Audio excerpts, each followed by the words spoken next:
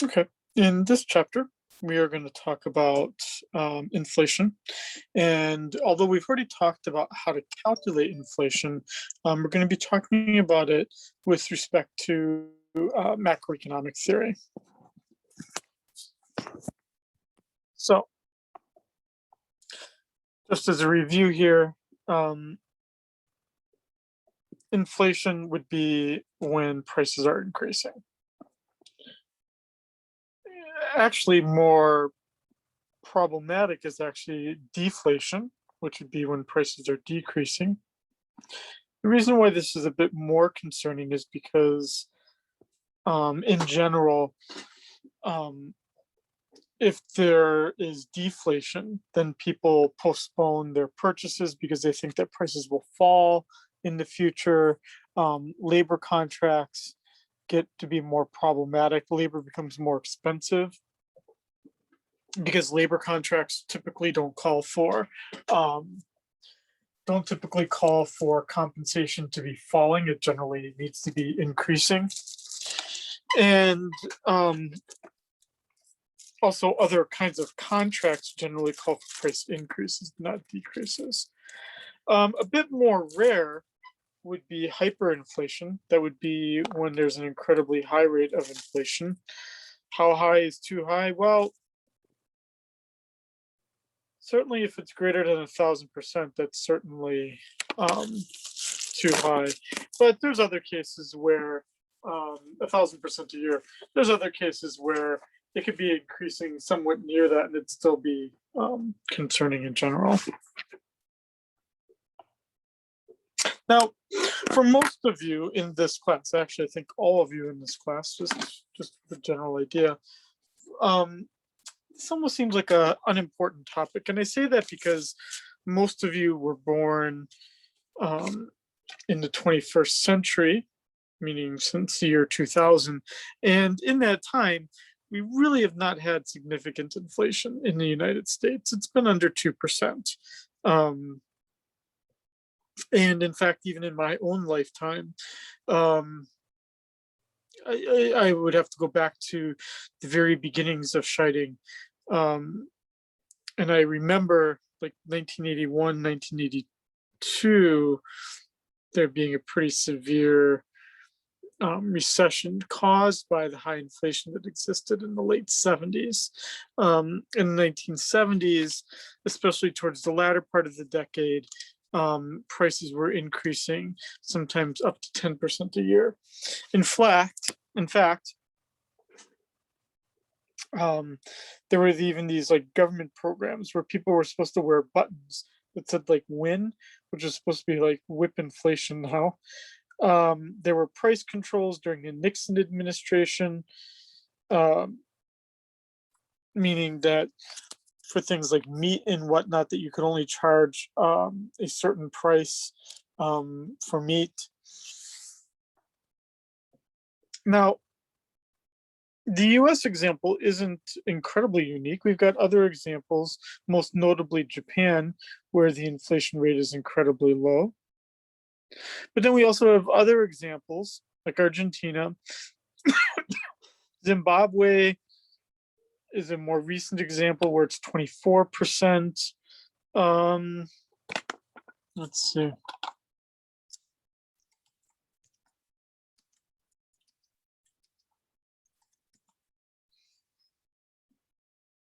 Right now, Sudan has the highest inflation rate with 141% on an annual basis.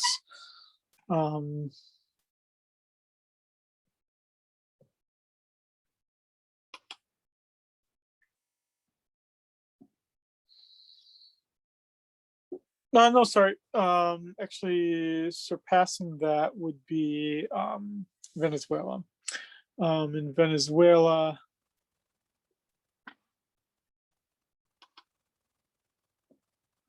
we've got inflation of 2,665%. But that would be certainly hyperinflation. Now, kind of the question is what causes this to happen? What happened in Venezuela that's causing 2,665% inflation, and why in Zimbabwe was it 24,000% in 2008. Yet today, Zimbabwe is only 363%, which again, it seems still like a lot, but it's not as bad as it used to be. So why is that? So that's what we're kind of exploring in this chapter. Why is it that a country gets stuck with inflation? Because if you know why it gets stuck with inflation, then you can probably stop how it gets stuck with inflation. Let's start with the classical theory of money. What this involves is, for the quantity theory of money, it helps us determine the long-run determinants of the price level in general. Helps us understand the inflation rate. Now, let's keep in mind here that when we're talking about inflation, we're talking about things that happen in terms of the entire economy. We're not talking about any particular commodities. And the consequence of inflation truly is that money loses its value. And to the extent that it loses its value, it loses its function as a money. One of those functions being store value. So to the extent that there is inflation, you start to diminish, for instance, the US dollar, or in Zimbabwe's case, the Zimbabwean dollar, from acting as the currency. And that is in fact what has occurred in in Zimbabwe.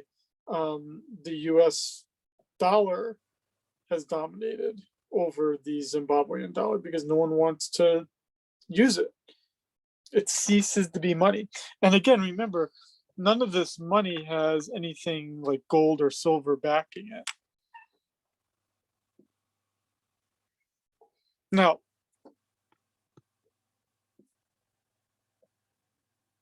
with that said, I guess, there is in any economy a demand for money, or what we'd call demand for real money balances. What that means is everyone has a certain demand for liquidity, for holding cash. That's going to become an important part of what the inflation rate is.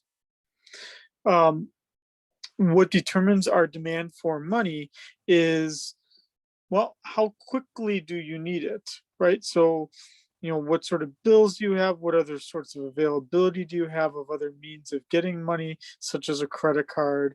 How much cash do you need to hold is going to change based on how available are ATM machines and other kind of banking facilities. It's also going to depend on the interest rate that you could earn if you were to store your money at a bank. And it's also going to be affected by the average level of prices in the economy. With that average level of prices in the economy, if things are very expensive, then I'm obviously going to need to hold a lot more cash. Obviously, some of these things are affected by technology. Certainly, as ATMs have become more prevalent, people don't need to hold as much cash. The demand curve for real money balances in general is downward sloping.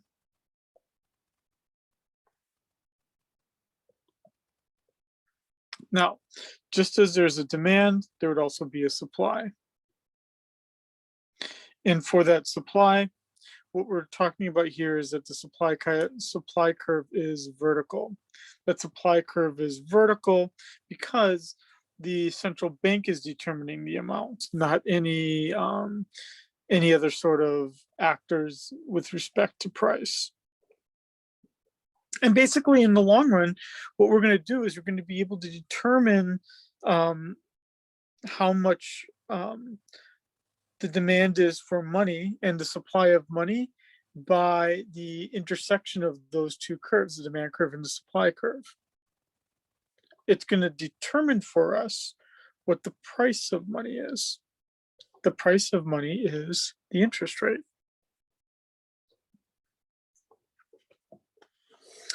So let's look at how this graph looks like here, just to start. So what we're saying here is, so they're using here the term value of money, but it can also just, we could also just think of it as the interest rate.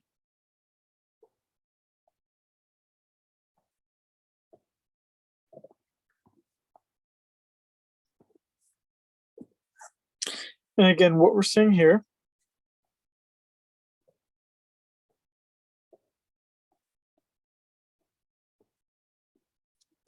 is that the money supply is determined by the Federal Reserve. It doesn't matter what the interest rate or the value of money is, it doesn't matter. It's just set. I guess this says right there. It's fixed by the Fed. And the demand for money is downward sloping. As the interest rate falls, people hold more money balances because there's not as much of an incentive to hold money in the bank because it's not giving you very much of a reward. That intersection point, just as it gives you a equilibrium interest rate, it can also give you the price level in the economy.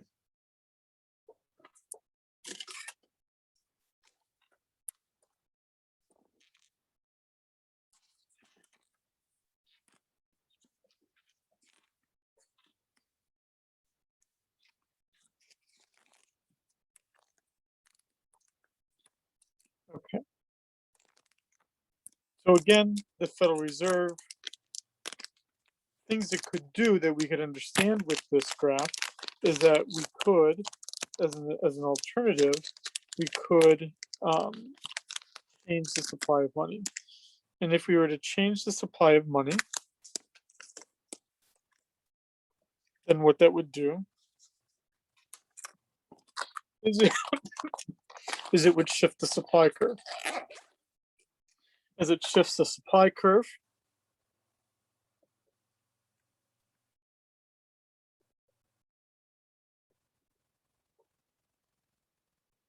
sorry, my pen's not working anymore. 1 second.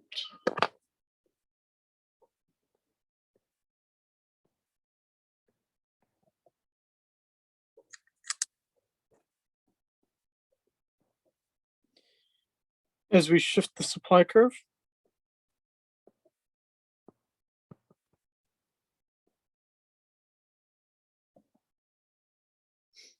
sorry, my pen is acting as its own.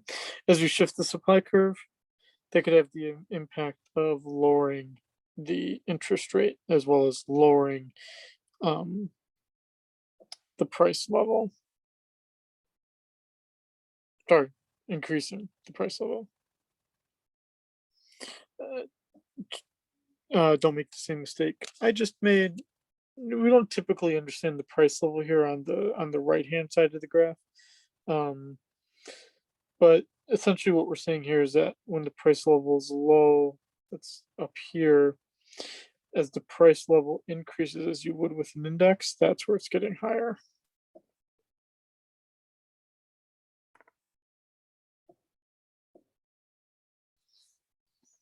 And that new equilibrium is exactly what we see right here, is that as the equilibrium level shifts to the right, because of the supply curve shifting to the right, the price level increases. There's one of the key conclusions.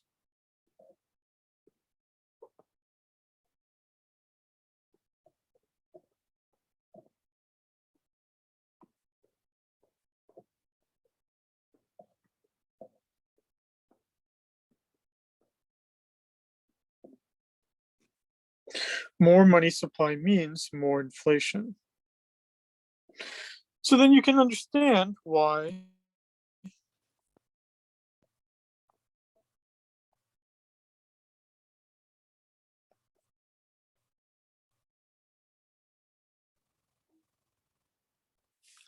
when I look at the current money supply and I see most recently in this past year, let's just even the past 5 years, look at how much it's increased since the pandemic started. You can understand why I, as an economist, am concerned about the current state of affairs, if only because it would seem that it's going to lead to inflation. And I have trouble understanding individuals who say it's not going to lead to inflation, because it certainly would seem to be the case that it will. I don't understand how you could conclude that it wouldn't, but that is the way it is.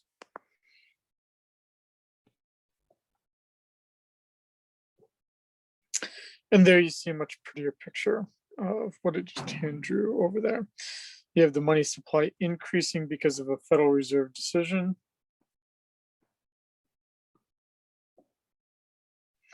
That increase in the money supply leads to an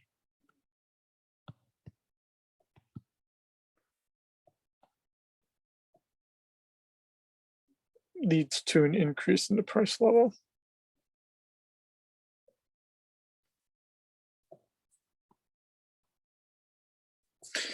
So that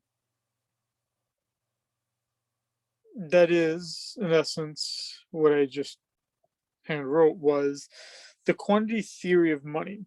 What it says is that to the extent that you are increasing the money supply, it's a 1-to-1 ratio of what the increase in the price level is going to be. That's pretty significant.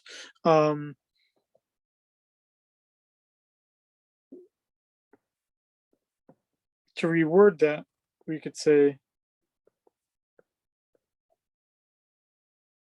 the extent to which the Fed or any central bank prints cash directly determines the inflation rate.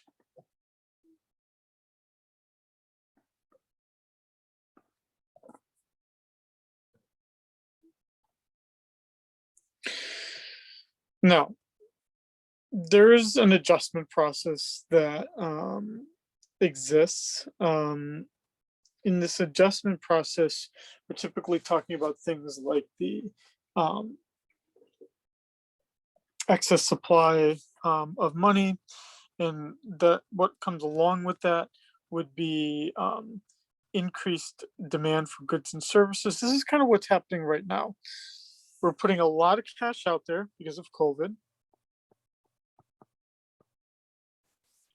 Now, I'm not talking about like stimulus. That would be fiscal policy. With monetary policy, I'm talking about the Federal Reserve and how it's creating cash.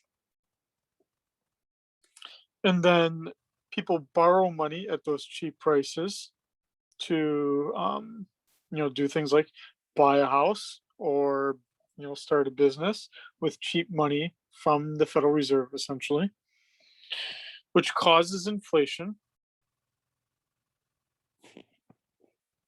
which then increases the demand, but then creates for us a new equilibrium. Now, there's a dichotomy that exists between the nominal variables and the real variables. Let's review what these variables are first. Nominal variables, those are the ones that we're going to just measure in some sort of unit, like a dollar, for instance. The real variables, that controls for the changes in the nominal values, just like real GDP versus nominal GDP versus real GDP. What we're saying here is that it allows us to make comparisons when we have real variables, like real wages, real interest rate. We're basically subtracting out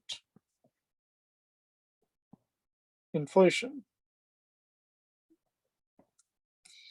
So if my employer tells me that my nominal wage went up 2%, but inflation also went up 2%, then in real terms, I would see no change in my wage. And the classical dichotomy just says that we need to separate these two out, that we need to accommodate for that. But what it also does is it requires us to remember that when you change the inflation rate, when you change the money supply, which in turn changes the inflation rate, that does not affect the real variables. It only affects the nominal. So you can't, at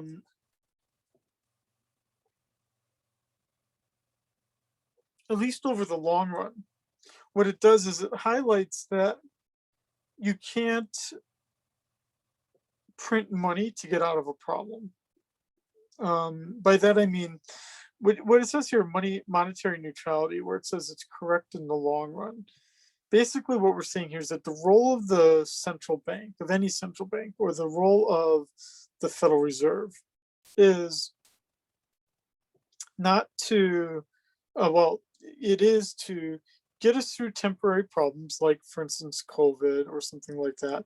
It is to get us through times of financial crisis. And it's supposed to control for fluctuations over the short run. But over the long run, you cannot control for these things by printing more or less cash. It's not going to affect the real variables. So in looking at this, we need to look at the quantity equation, which at its basic level is M times V equals P times Q.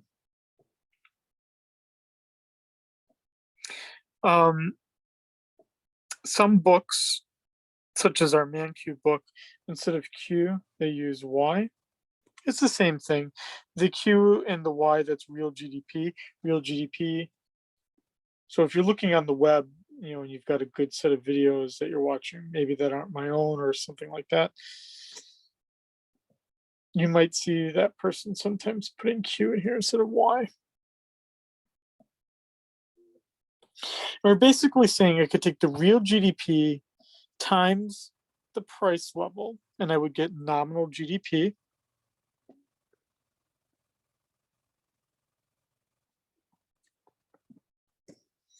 And that's going to be equal to the amount of money printed times the rate at which it changes hands.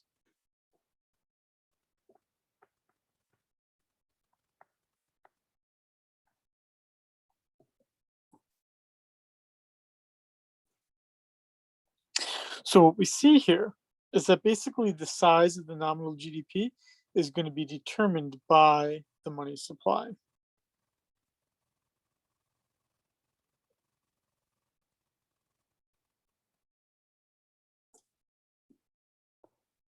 So again, this side of the equation, that's all the nominal GDP.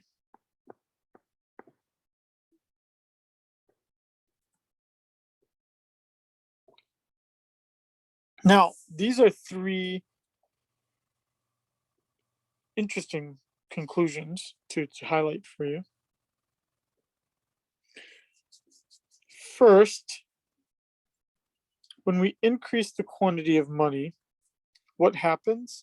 When we increase the M, then we know that P must rise. We also know that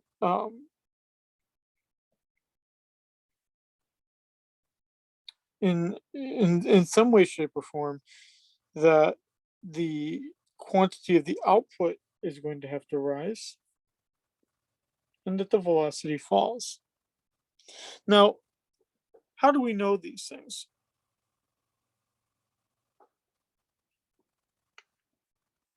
We know these things because if the money supply is increasing, what that means is that there is more money to spend. That's if there's more money to spend, but there's fewer goods out there, at least initially, then people aren't going to need as high of real money balances, and they're not going to be spending it as quickly. So the velocity of money will fall. But also, as more money is out there, you'll start to see that the output is going to rise, the quantity of output is going to rise. And then, in essence, you'll get an increase in the nominal GDP that comes from increasing the money supply. And that is, in fact, what the data shows. The data shows that over time, it is, in fact, true that as we've increased M2, that the nominal GDP has grown.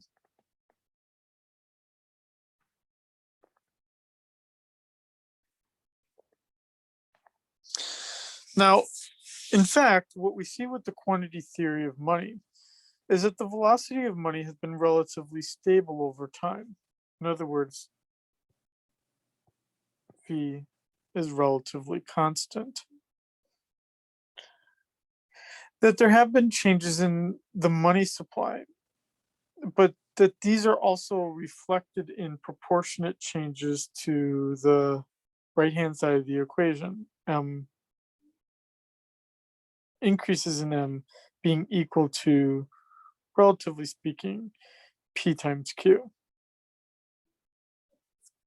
But that Y, even though the whole right-hand side of the equation is increasing, for the most part, Y is kind of constant as well. And the reason why Y is constant is because money generally doesn't affect the Y as a whole. It's actually determined by other things that we've looked at, if you've taken principles of microeconomics already, by things like how much labor you have, how much your technology, how useful it is, what kind of capital you have. Meaning,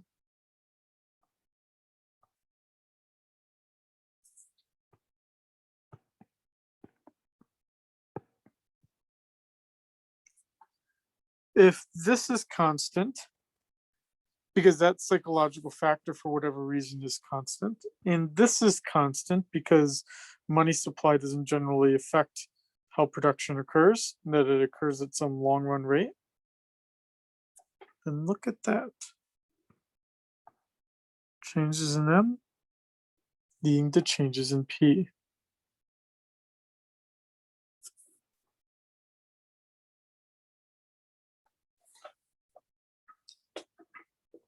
And that's exactly what we see here in number 4. To change the money supply causes a proportionate change in the price level, which leads to a conclusion that when the central bank increases the money supply rapidly, it always leads to high rate of inflation. I'll repeat that again. When the central bank increases the money supply rapidly, it must at least theoretically lead to a high rate of inflation.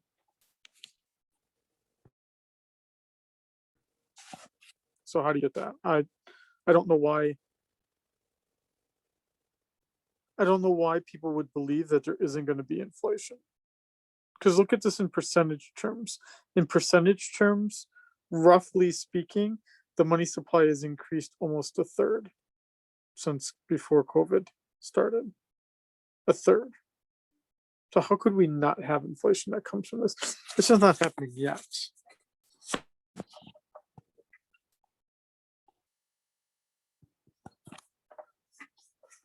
I don't generally talk about these case studies, but let me just talk about it briefly here. Generally speaking, again, hyperinflation is inflation that exceeds 50% a month.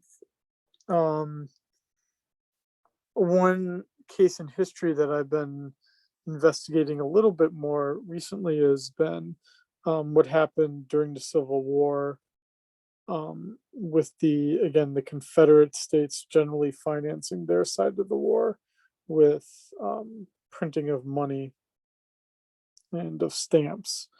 And that certainly caused hyperinflation in the South, but only about 80% annual inflation in the North.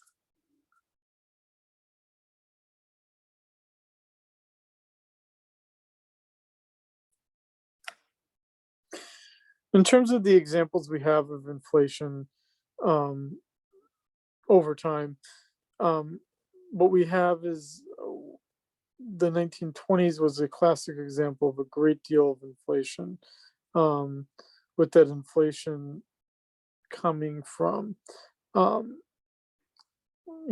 basically after World War One and kind of the destruction of the economies, as well as this requirement of vast reparations required. And these vast reparations that countries like Germany had to make in gold payments to the United States and others. The only way they could do that was by printing more cash as they started to militarize again. And they increased the amount of money they were printing, and it caused higher rates of inflation. Basically, in the 1920s, governments paid their bills by printing more cash, just like the South, the Confederate South, paid its bills by printing more cash. And then that result was inflation. And you can see here, even in Austria's example in the 1920s, the increase in the price level followed rather closely to the um, money supply.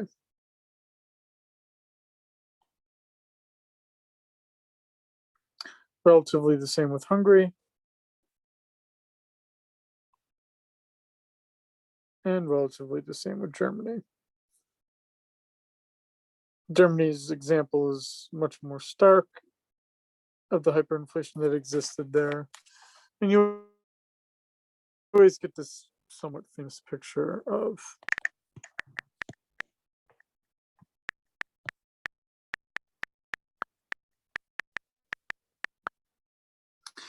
in Germany where people were like burning money because it was cheaper to do that.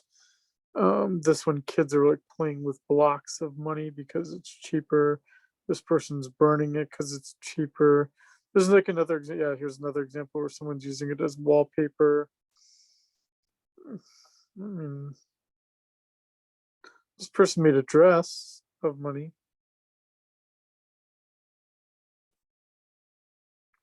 Yeah, I mean, the king of inflation. Oh, look at that guy. Anyway.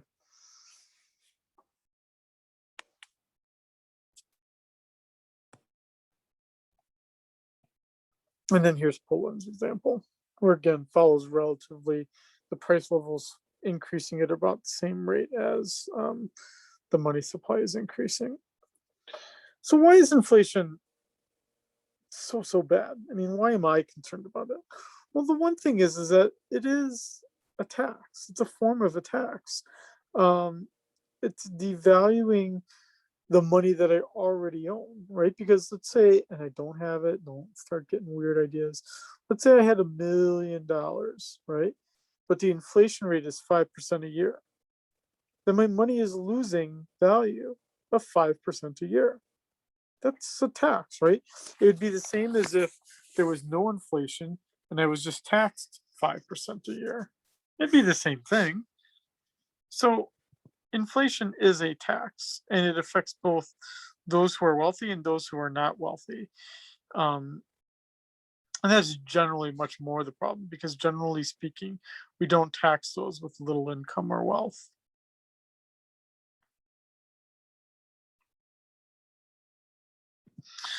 So now related to all of this, let's look at the Fisher effect.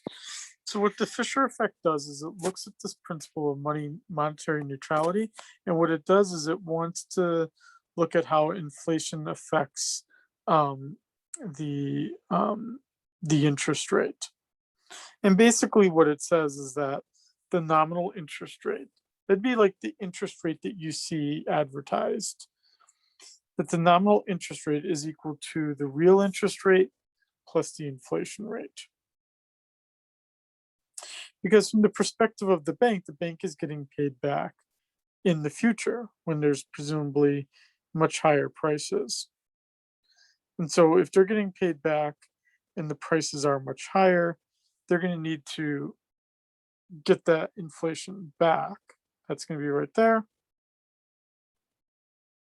And then also, there's an underlying risk to doing their business. There's like cost of business operations to doing their business.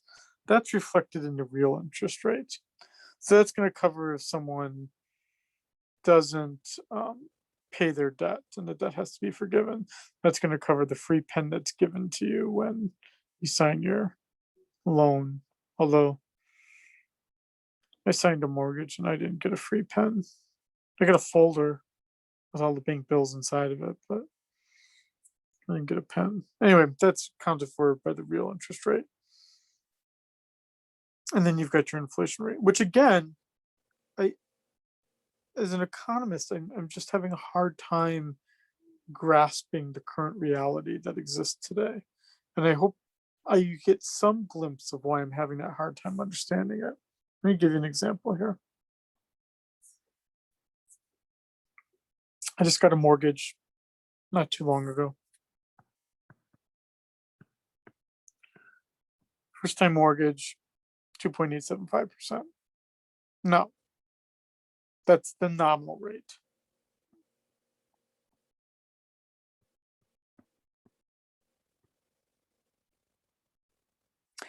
Even if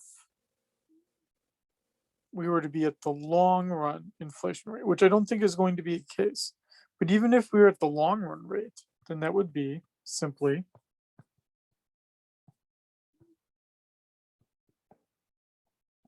about a 1.5% rate of inflation, we've said.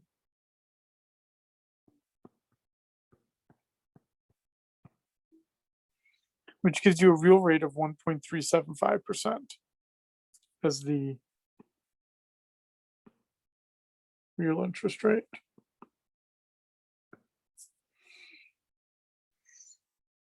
I don't see how a bank can survive with that, even in the case of, so my mortgage is with Central Pacific Bank. Central Pacific Bank is funding this mortgage with the interest from depositors. Interest to depositors is, I don't know, not going to be very much. Hell, let's just say it's the remainder.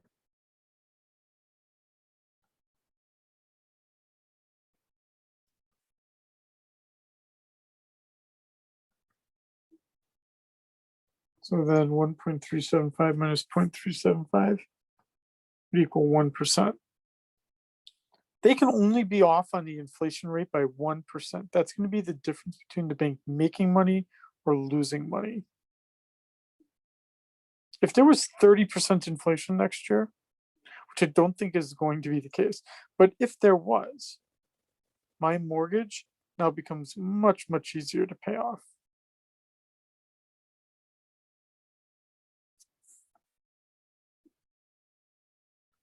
Again, what the Fisher effect, as we're kind of seeing here, demonstrates for us is that there's a one-for-one adjustment of the nominal interest rate to the inflation rate. Basically, increases in the inflation rate, one-for-one increase in the nominal interest rate. The higher inflation is, the higher the nominal interest rate. So think about now the consequences of that. If there does become inflation, it would mean all interest rates increase then in the United States.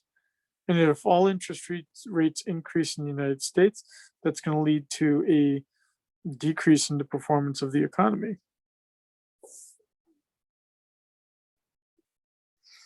Generally speaking, the Fisher effect is true. That nominal interest rates do move at least in the same general direction as the inflation rate. With the notable exception of the 2008-2009 crisis.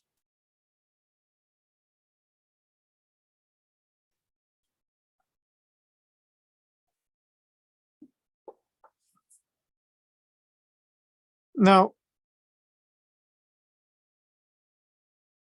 inflation, when we talk about the, what are the costs of inflation? It's not necessarily the case that my real purchasing power is changing. And that's because, right, I mean, even though the prices I pay go up, I would also have to pay, I would also get paid more for certain activities I do, right? My wages would go up. And um, so when prices rise, both sides of the economy, buyers and sellers, both do benefit. But, right, what this highlights though is that one of the consequences of inflation is that it starts to create uncertainty. How willing is a bank going to be to make a 30-year loan if it doesn't know what the inflation rate is going to be? How willing is a company to hire me as an employee if it doesn't know what wages it's going to have to pay me or what prices it can get for its contracts? There's also this idea that as inflation occurs, that you do have um, shoe leather costs. It's kind of an old timey phrase here, but basically you end up spending time looking for the best deal, or um,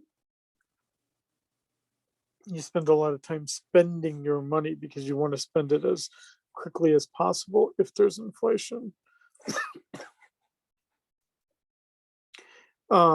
Just kind of like during COVID, people would spend all their day looking for like toilet paper or whatnot. You could imagine that people could spend all their time looking for opportunities to spend their money.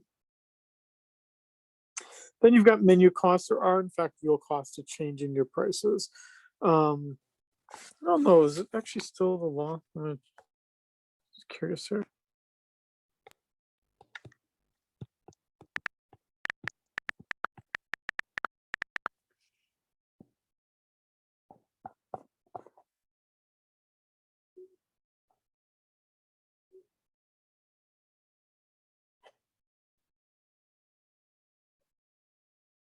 Oh, okay. Well, I guess it changed in 2012. Um, up until 2012, which is still pretty late, in Michigan, each item that was sold had to have a price tag on it, right? So, right when you go to Target or whatever, right, there's a price tag on the shelf, but there's no price tag on the actual item.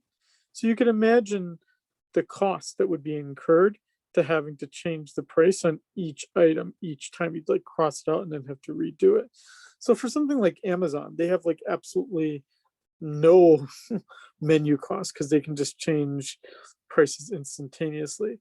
Whereas if I print up laminated menus, which hence menu costs, if I print up a laminated menu and I want to change the price of something, I either got to do the weird thing of like whiting it out and like rewriting a new price, or I got to make new menus.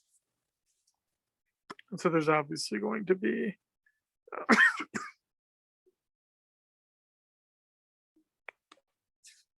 something.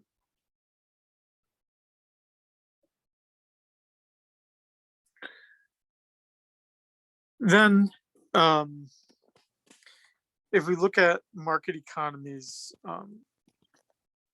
what becomes important for inflation is that these relative prices, again, what's important is that they help us allocate all of these resources, relatively speaking. If there's inflation, then prices become less useful for these relative values. So now it's harder for me to make a decision. Um, it's harder for a market economy to operate when there is high inflation.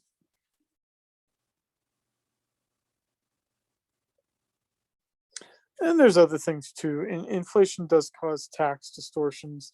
That's because there's usually a chart that's used to determine your tax liabilities, and those tax liabilities might not be changed with inflation. Also, in general, inflation discourages people from saving because your money is going to become less valuable over time.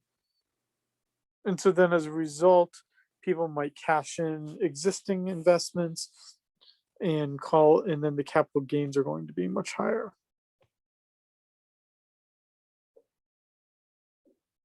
And I've already said this. Okay. So what is the Fed's job? As I said, the Fed's job overall is just to ensure that money becomes useful, that it remains useful as a store of value, that it remains relevant, and that whenever the Fed increases the money supply, it creates inflation.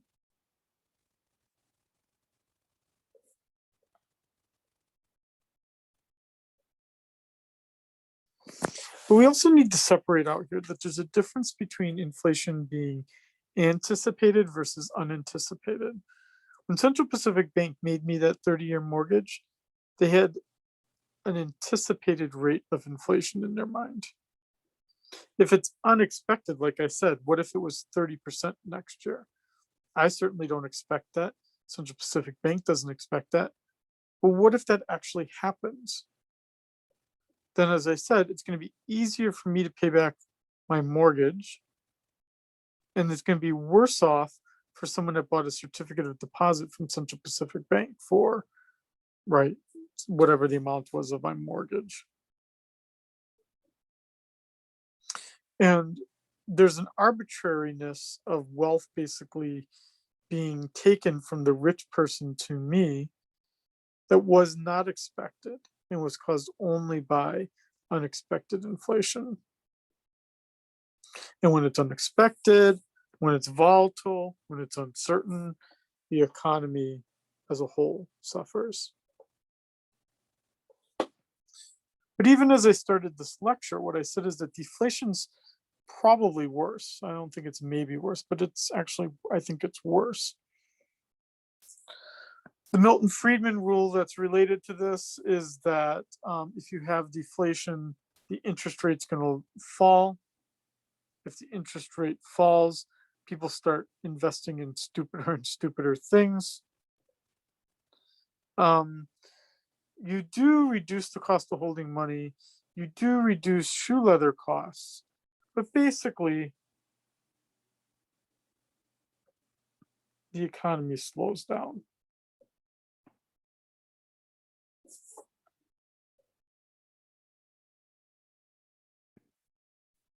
And that's certainly what you see right here.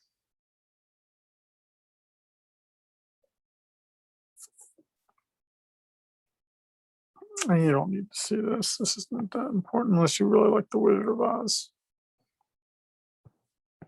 There's nothing on the exam about the Wizard of Oz. Jeez. Yeah, I do know. I know people who've written dissertations on this. Jeez. I don't understand people. Okay.